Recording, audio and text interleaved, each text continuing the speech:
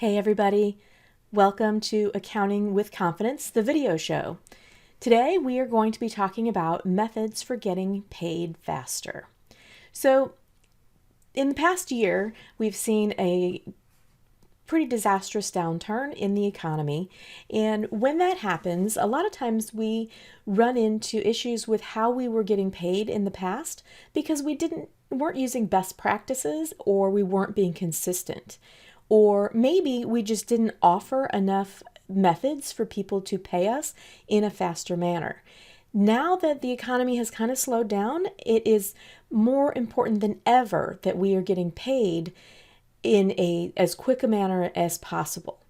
So today I'm going to talk about a few of those methods that you could implement pretty quickly and without a lot of expense that could help you with your cash flow as we go through this little bit of a downturn in our economy.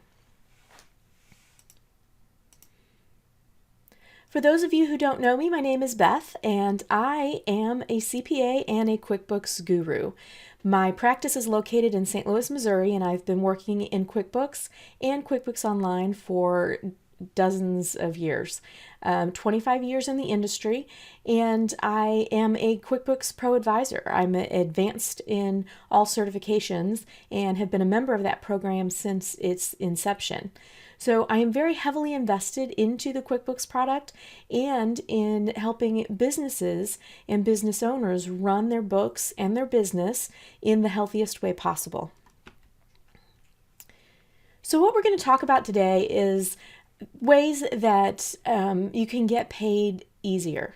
So I came back from an industry in the public accounting industry. And when I first started in this industry, it was really unheard of for accountants and CPAs to accept credit cards. In fact, many times we were only billing our clients annually. Now, think about what that did to cash flow. There were no recurring payments, there were no credit cards on file. There was an annual bill that would go out to a client, and it could be for several thousands of dollars for all their work that was done in that year. And occasionally there would be maybe some monthly bills, but the big holdup for most accounting firms was tracking time and taking that time times a billable rate and putting it on a bill and getting everybody to turn their time in on time, etc., etc. So as the industry has progressed, there have been many of us who have said, this is silly. If I were to pay someone to do my taxes, I would love to be able to pay them with a credit or debit card. I don't want to wait for a bill. I don't want to send them a check. And here we are, 20, 25 years later since I was a newbie in the industry, and taking credit and debit cards is normal. And I feel that all businesses, as long as it really makes sense for you, is you should have the ability to get paid in the convenient way your customers want to pay you. And so we're going to talk about some of those options today. The first one, you need to send out your invoices, and you need to send them out consistently, and they need to look professional. And there are various services that can do that inside QuickBooks, obviously, or outside of QuickBooks. So if you're, a newbie and you don't even, want to work inside of QuickBooks, you want to just be able to send out an invoice and get paid, I'll talk about a couple of systems you can do that with. The other thing is to send those invoices electronically. Email them out. Don't be snail mailing anything anymore. People are very, very used to getting their bills in a paperless fashion now, and it's not something that you need to fear is being lost inside of their inbox. And in fact, within QuickBooks, there are ways to send reminders, automatically so that you're not constantly wondering if they got it. Another thing is to have a direct payment link on that electronic invoice. This link gives your customer the ability to click on the link and securely pay your bill. And depending on what service you're using, they could pay you by credit, debit card, or by a bank transfer, an ACH. And another thing to keep you getting paid faster and easier is to set up recurring payments. If you have any type of revenue that is the same amount every month to a customer, then consider setting them up on a recurring payment schedule where you get authorization from them to charge their card automatically. You see this all the time inside of your personal life. You have subscriptions that are charged every month to your card. You have various recurring payments that happen, maybe paying your electric bill or things like that. But for purposes of sending out recurring payments, it's almost always easier if it's the same amount every single month. Inside of QuickBooks, you can set this up and it will automatically charge their card and deposit that money into your bank account. And the last piece, and this is something going back to my early days as an early young accountant, is statements and sending out those statements regularly to your customers. So back in the day, there was along with not taking credit cards, there was also a little bit of a stigma about sending a statement requesting payment to your customer, that it seemed rude. Well, it is not rude. If you provided a service to someone, you should expect to get paid. How many times have you gone in to have your car worked on by the mechanic and they say, "Oh, don't worry about it, pay me whenever"? No, you don't get to take your car unless you pay for the service. So in order to keep up with getting your accounts receivable cleared off your books and people to pay you on time, you should set up a system for sending out your statements regularly. At a minimum, statements should go out monthly. But in fact, I feel statements should go out weekly, especially to those people that are over 30 days or longer, depending on what your terms are for your customers. This is something that once you start it, your customers get used to it. They get used to that reminder. Initially, you might feel a little nervous going, I'm asking them for payment. That feels uncomfortable. But keep in mind, you did work for them and they owe you money. This is a friendly and easy way to send out a statement that says, hey, this is how much you owe. Please pay me. Setting them electronically gives you the ability to set up some email templates inside of your software to be able to say, okay, if this account is 30 days overdue, I want to send this message. If it's 60 days overdue, I'll send this message. And in those messages, you can get a little more firm. In fact, you can say things like, if this is not resolved within 5 days, 7 days, services on your account will stop, or we'll send you to collections, or whatever those features and functions you have inside of your business to get paid. But if you're sending out statements regularly, then your customers are getting used to that and they're going to get used to your verbiage and they are going to respond to it. So don't forget about sending out those statements. Don't just let your invoices linger once they're past due because you're afraid to ask for the money. Okay, so I'm going to talk about a couple of payment platforms that may work for you and explain how I've used them inside my business if I have. So the first one is QuickBooks Payments. This is Intuit's merchant service account. And you apply for this and get approved for this. It's very much like getting approved for any type of merchant service account where they're going to run a credit check on whoever's the main person on the account and make sure you are who you are. Inside of using QuickBooks Payments, this is linked into QuickBooks Online or QuickBooks Desktop, and it gives you the ability to run credit cards. It gives you the ability to accept recurring payments and have all of that set up inside of your software. It has the ability to put that message on the invoice, the link for your customers to pay the invoice right there from the email you send via ACH or debit or credit card. And it saves you the time of having to match up payments with the invoices inside of your system. So that is the benefit of using QuickBooks Payments. As far as cost, I'll just say this. There is some people say it costs more.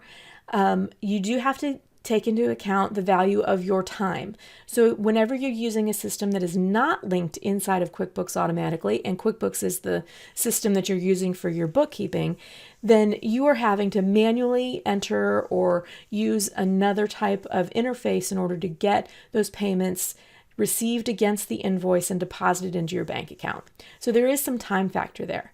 But also know that if you're in a business where you typically are taking credit cards without the card present, then those rates are always a little bit higher, and those are pretty much the same no matter what services you're using.